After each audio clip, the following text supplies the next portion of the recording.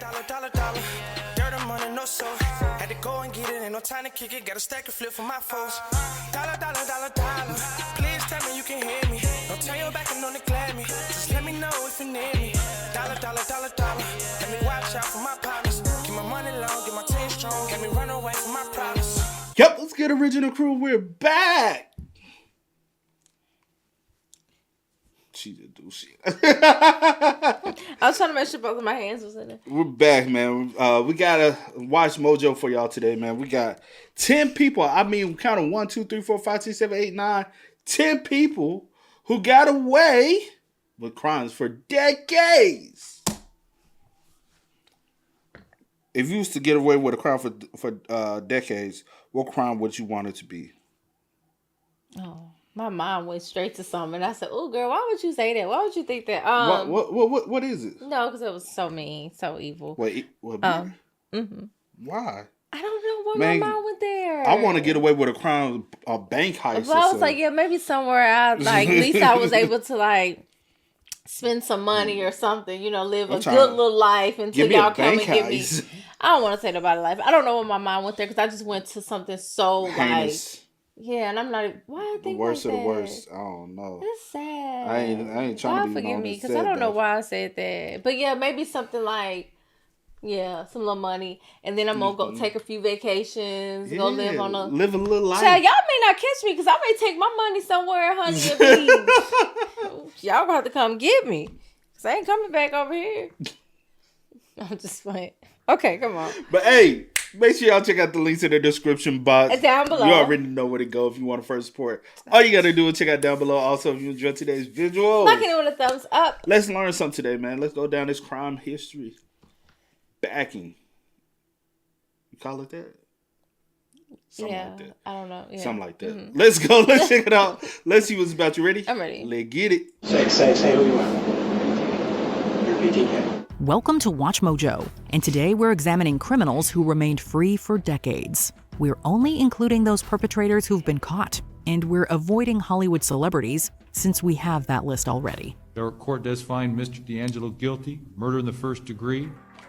The Grim Sleeper. The serial killer known as the Grim Sleeper died in prison over the weekend. Lonnie Franklin Jr. was convicted of murdering 10 women, but suspected of killing so many more. Active initially in the 1980s, the Grim Sleeper earned his moniker from the extended break he took between 1988 and the early 2000s. Real name... Lonnie, why I feel like I've heard his name before. Lonnie Franklin Jr. I have. Lonnie Franklin Jr. Maybe it's just because... I don't know. It's just the one that... I don't know, but I feel like I have heard his name. Let's just see. Let's see. So many more. Active initially in the 1980s, the Grim Sleeper earned his moniker from the extended break he took between 1988 and the early 2000s. Real name Lonnie Franklin Jr. The Sleeper took his first confirmed victim in 1984. He then claimed a further 9 lives, with his final murder occurring on September 11th, 1988. He did attack a 30-year-old woman the following November, but she survived. Shepard says the LAPD didn't have the manpower nor the technology at the time to solve the multiple murders. Perhaps fearing the repercussions of her survival, the Sleeper lay dormant for over a decade. His next victim likely being 43-year-old Georgia Mae Thomas on December 28, 2000. It wasn't until the advent of DNA testing that Franklin was considered a suspect, and he was finally arrested in 2010, 26 years after taking his first victim. In the end, he was caught. That's the best part. John Paul. It's rare. True. I gotta look into him because I never heard about him. Yeah, I thought there was somebody else, but his name did sound familiar. Out in L.A. Yeah. The Grim Sleeper. So you telling me you went this long without... And that's what it was. A victim got away and he was really trying to lay low. Mm-hmm. But how, like even though a victim got away and it's believed that he didn't commit any more crimes, did he possibly move away somewhere else, commit other crimes? He probably didn't tell y'all everything. Yeah, true. He could have moved away and then came back and thinking the coast was clear. Because I'm like, all this time, like what you started in the 80s or whatever, never been called. And you telling me you just stopped after the last person that got away? And you was like, okay. You didn't. You know what I'm saying? Maybe somebody went missing, wasn't reported. You know what I'm saying? His MO might have changed, you know? You never know. I'm just trying to help you out. You just be making stuff so obvious. Oh, let me get that off of you. You gotta get that dirt off your shoulders. Lady, be pleased. Not you. Let's go. His first victim. In the end, he was caught. That's the best part. John Paul. It's rare that a killer turns themselves in. It's even rarer that they do so after 40 years. Wasn't there. And she wasn't there the next morning. Yes. Or the next 40 years. Back on June 6, 1980, 42-year-old Anthony Bird was found bound, beaten, and killed in his West London apartment. Police were called after he failed to turn up for work, and they knocked his door down with a sledgehammer, finding the dead body. Fast forward to 2021, when 61-year-old John Paul walked into a Hammersmith police station and confessed to the decades-old crime. Who murdered someone? Me. You murdered someone? Yes. Did you? He arrived at 9:38 a.m. and was arrested by 3:35 that afternoon. Paul's fingerprints matched those. Why it take so long? Cause they ain't believe him. They ain't believe him. You Sir, already know they ain't believe him. Like what? And was arrested by 3:35 that afternoon. Paul's fingerprints matched those taken from the crime scene, ending the 40-year-old cold case on a rather unpredictable note. Okay, who did you murder? A man. Thomas Cass. After the New Hampshire cold case unit began a reinvestigation. I wonder why he waited so long to confess. Can I go a little deep? It ain't deep, but can I go? Oh, do you? Just by the image of it, looks of him, he looks like he possibly is homeless, possibly struggling somewhere in life. You know what I'm saying? Maybe he has nowhere to stay. Maybe fell on very, very hard times, right? If I go behind them walls, I get a meal, I get a bed, I get taken care of. Yeah. Also, I don't know. This is in the UK. I don't know how the prison system works. Yeah. But in the US, you get Medicare. You can go to the dentist. You know what I'm saying? You can get assistance. It's provided for you. Some people would rather be behind bars than out in society because it's harder to live out amongst in society than it is behind the walls. So some people literally come out, commit a crime just so they can go back in because life is easier. Yeah. I ain't got to worry about paying no bills. Especially when you've gotten so used and accustomed to it. And that's for some people, that's all they know. But like in his case, he could be struggling that bad. Yeah. He's like, I'd rather be in there than out here. So I need to, because you got away with it for 40 years. Yeah. No way. But that's just my assumption. I don't know how, like, mentally it was affecting him. And that could be another thing. That too. But for 40 years? Or was he possibly also dying? It's a lot of, right? Because if I'm possibly dying, I want to get off my conscience and I want closure for the family possibly, I might turn myself in. May just do that. That's crazy, bro.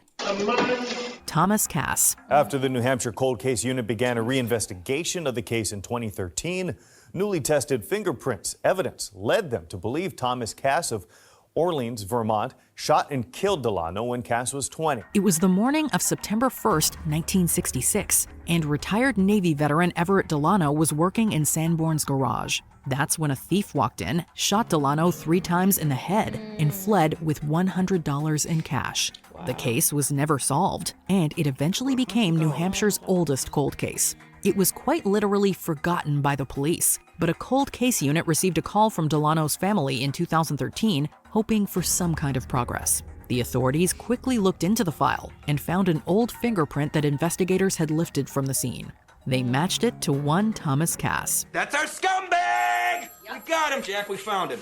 Authorities informed Cass about the match in 2014, and he soon after took his own life. Police say he will not be charged because he is deceased. Joseph George Sutherland. 4 decades after. When you talk about somebody who literally,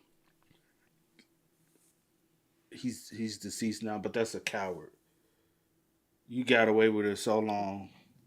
Also, when I be seeing people get away with stuff for so long, I really go to the mind. Is that the only time you committed something like that? Yeah. And you got away with it.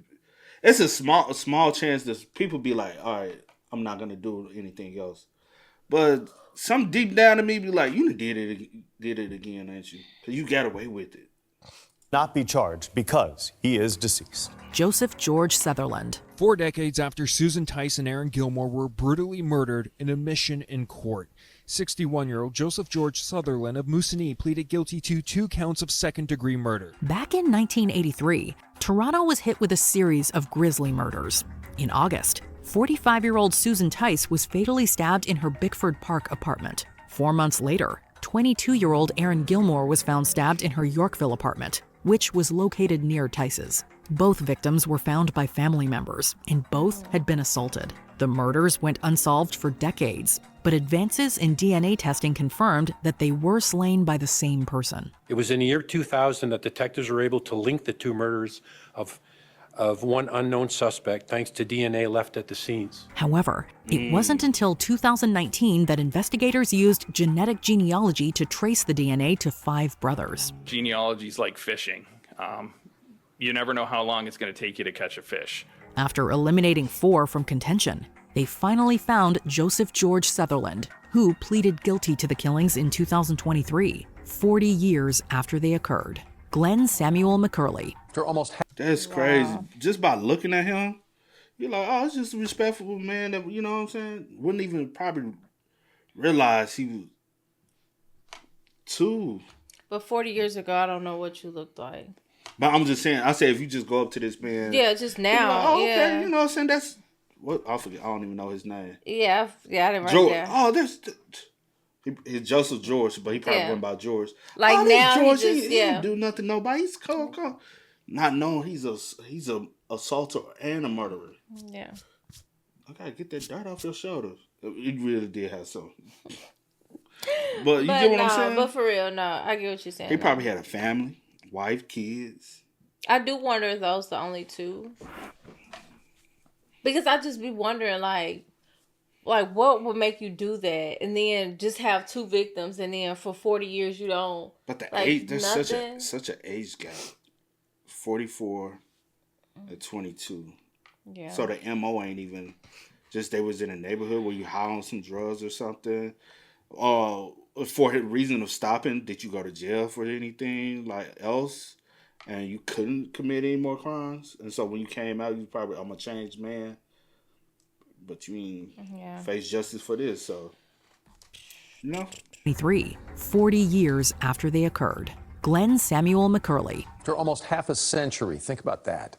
Time and evidence caught up with a killer today. We move from the north to the south, with this crime occurring in Fort Worth, Texas in 1974. 17-year-old Carla Walker was in a car with her boyfriend Rodney McCoy when the door suddenly burst open and the couple was attacked.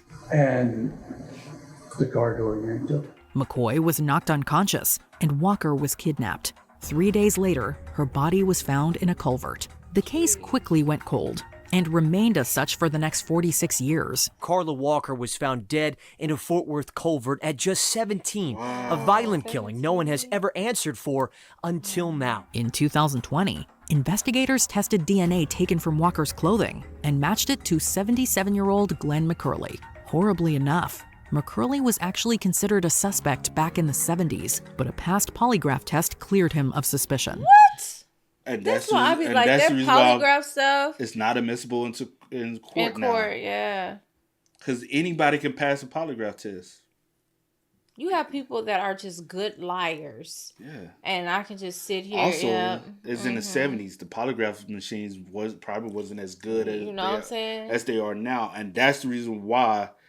Because it was rules so faulty back in the day where they like, we just can't really use that nowadays. So that's insane. Now the lie detector equipment nowadays might be a lot better, but they still like, it's still a possibility of flaw within it, so we can't necessarily use it. Facts.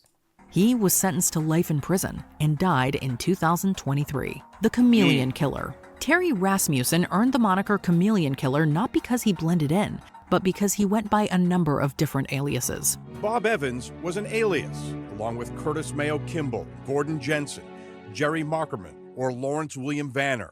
They were all used by this man, Terry Rasmussen, a divorced father of 4 from the Southwest. While Rasmussen has only been convicted of 1 murder, experts believe he committed at least 5. Many peg him as the man behind New Hampshire's Bear Brook murders of the late 1970s, which encompassed the deaths of 4 girls, including Rasmussen's daughter. Just didn't disappear off the face of the earth without a name or an identity. He died before he could be tried for their deaths. He is also thought to have slain his girlfriend Denise Bowden in 1981. Finally, he did away with his wife Eun Sun Jun in 2002, and it was for this crime that he was finally arrested and imprisoned. He died in High Desert State Prison in 2010. Curtis Kimball. Curtis Kimball. Or Gerald Mockerman? Mockerman, right. Ring a bell? No. BTK. I have many, what I call them. Yo, he is a monster. That's a monster. Wow. All of them are, but that, like, what? You took a lot of lives. Kids, your what is it said? Was it his daughter? Daughter, possibly. Girlfriend, wife. Was it ex-wife or girlfriend? Ex-wife, girlfriend. I think this is 2 separate women. A girlfriend and an ex-wife. Too many women in his... What the fuck is... I don't know, but yeah. Hi. Ring a bell? No. BTK. I have many, what I call them projects. And this morning, authorities believe 78-year-old Dennis Rader, the infamous BTK serial killer, may be responsible for even more deaths. Having given himself the famous nickname BTK, Dennis Rader was active for many years within the general Wichita area, killing at least 10 people between 1974 and 1991. He confessed to 10 murders almost 2 decades ago. He was known as BTK, a name he gave himself, short for Bind, Torture, Kill. He is currently serving life sentences in a maximum security facility in Kansas. And now there is new evidence that may connect the infamous BTK serial killer to additional murders. And he might have gotten away with it were it not for his own hubris. Despite the high body count, police were unable to solve the crimes, and the trail was cold by 2004. But it was then that BTK began communicating with the media, and in 2005, he sent a floppy disk to Wichita's KSAS-TV. Investigators found metadata within the disk with the words Christ Lutheran Church and a word modification made by Dennis. A simple Google search found that one Dennis Rader was president of the church council, and the rest is now history. Because I was trying to catch you. David Zandstra. A pastor. Yeah. He got real cocky. He was like... He was arrogant the whole time. Yeah, like, hey, I mean, I done got away with it. And you was in the church. A prominent role in the church. Nigga, come on. Yeah. Crazy, bro. Most definitely. It literally a lot of times be people who just live amongst you. They eat, they can... You know something I don't understand with like serial killers and stuff, when they'll confess to a number of... But not all of them. But not all of them. And I never get that, because I'm like, you still gonna do life. I think it's the mystery. If not more, whatever. But why not just confess to everything? I think it's the mystery. Like Jeff. Like Dahmer. Yeah. I think he had more. Yeah. He probably had more. Bundy probably had more. But a lot of times, I think sometimes they, like him, I think if he had more, he knew his number was too low. 10? Yeah, his number's too low. Like Dahmer, the reason why I say I believe he had more, I believe he didn't want to own up to certain ones that was in other states because he know he'll get the death penalty. And even though a lot of people like Dahmer wanted the death penalty, he even said he wanted it. No, he didn't. No, he didn't. Yeah. Because he knew what state he was in. He knew that state didn't give the death penalty. Trust and believe. They know. Criminals know. You know what I'm saying? Because even some of the victims he had were coming from... He even went to Illinois and would bring people back to Wisconsin. Yeah. Like, he knew. Like, some... That's just... I always think about that. I think they be losing... I think some of them lose count. But what's the black dude? Samuel Little? Mm-hmm. I think he said he had like 100. I think some of them exaggerate. Like him, I'm like, do you really know? Like, yeah, he was super weird. Weird. Yeah. But I think he exaggerated though. Yeah. I think he straight up lied, exaggerated, trying to make himself feel bigger than what he was. Yeah. Because because I was trying to catch you. David Zandstra. A pastor charged with the killing of an 8-year-old girl in Delaware County decades ago is back in Pennsylvania tonight. In July 2023, an 83-year-old retired minister named David Zandstra was arrested and charged with murder. The case went all the way back to 1975. It was August of that year when a young girl named Gretchen Harrington disappeared in Delaware County, Pennsylvania. 2 months later, her body was found by a jogger. Zandstra was responsible but played innocent, even calling the police to report the missing child when Harrington's dad approached him for help. David Zandstra is, ladies and gentlemen, a monster. He is every parent's worst nightmare. Zandstra then moved south, leaving his crime in the rearview mirror. That is, until 2023, when investigators received new information and traveled to Georgia to interview Zandstra. The retired minister finally confessed to and was charged with the decades-old crime. He's going to have to find out what the God he professes to believe in holds for those who are this evil to our children. He was going to take that to his grave. He was going to take that to his grave. That's crazy. Because you a pastor and you really wanted to be, you would have been confessed. You know what I'm saying? You would have had that as a guilt burden onto your heart. You would have confessed just out of your... Boy, he don't believe in half of the thing he was teaching these folks. Man, that's why I always say, man, hey, I ain't going to speak on that. Yeah. Because some people get offended. But yeah, that's crazy.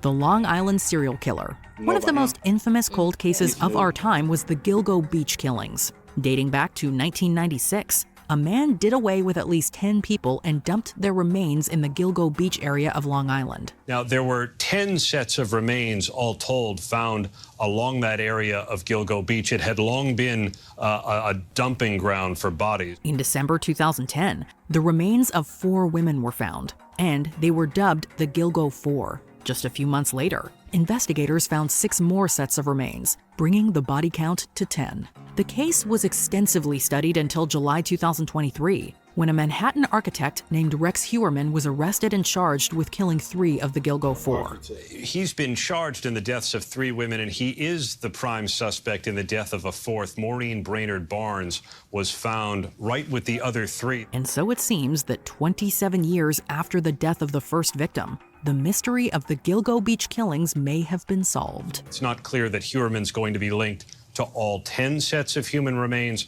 but it's a good bet, Kira, that prosecutors are going to move forward, charging him with the death of Maureen Brainerd Barnes. Before we continue... You know, they said part of the reason why he was caught is because, I forgot, it was a pizza box or a pizza left beside one of the bodies, and they DNA tested and linked back to him. And that's like, how did your pizza box with pizza? And then I think one of the girls had pizza in her system. I think it's something like that. I could be completely wrong, but I know a pizza box and pizza was involved with being able to identify him having possibly some parts into it. Like, I feel like I've heard that, but I can't. Because I remember when it first happened, and I went to you and I was showing you. Yeah. Because he even did a commercial for the city of New York or something, and they were like he was prominently known, and like that's when I said it's literally people who live amongst you, powerful people, wealthy people who will live amongst you, just go out in society. Oh hey, oh you a serial? You know what I'm saying? It's sad though. Make sure you go into your settings and switch on notifications. The Golden State Killer. New details of the rigorous investigation that detectives say brought down the Golden State Killer more than 40 years after his alleged killing spree began. The Visalia Ransacker. The Night Stalker. Earons. The Golden State Killer. Whatever you want to call him, Joseph James DeAngelo is a nasty man. DeAngelo was active throughout California between 1974 and 1986, committing over 100 burglaries and killing at least 13 people. He was also known to have quite an ego, often taunting both his victims and the police with threatening phone calls.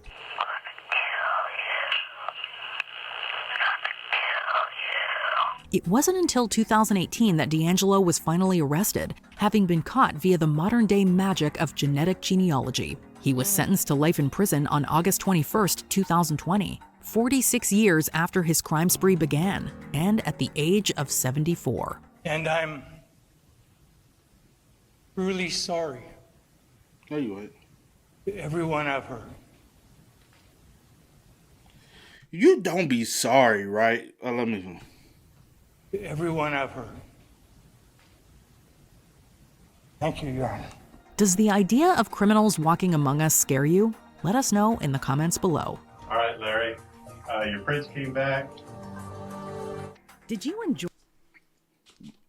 What I was trying to say was, are you really sorry? Because my thing is, if you was truly, really, really sorry, you would have ended it. Whenever it ended, you really like, oh, bro, I did some evil. You would have turned yourself in, and confessed to everything. Facts. That shows me you're truly sorry for what you did, right? And openly admit, like, yo, I would show y'all everything. I would let it be known, like, whatever. Like, this is it. I don't believe he was truly sorry. But at your ripe age of 74, after getting caught, now you sorry. But you have literally been free this entire time. Living life. Never gonna tell Living nobody. your life. And you see how he taunted? Oh, God, yeah. You're not remorseful, bro. You're not. You're Not just at all. not. I can't see it.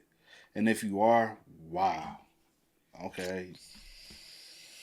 Everybody should be remorseful for every sin that they have committed, because no one lives and walks this earth without committing sin. But some people are just sick. Yeah. But hey, y'all spam us up, man. Y'all let us know y'all thoughts about it for us in the comment section down below. But until next time, y'all know how it go, man.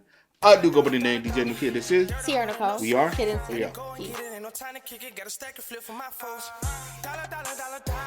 Please tell me you can hear me. Don't turn your back and don't neglect me. Just let me know if you need me.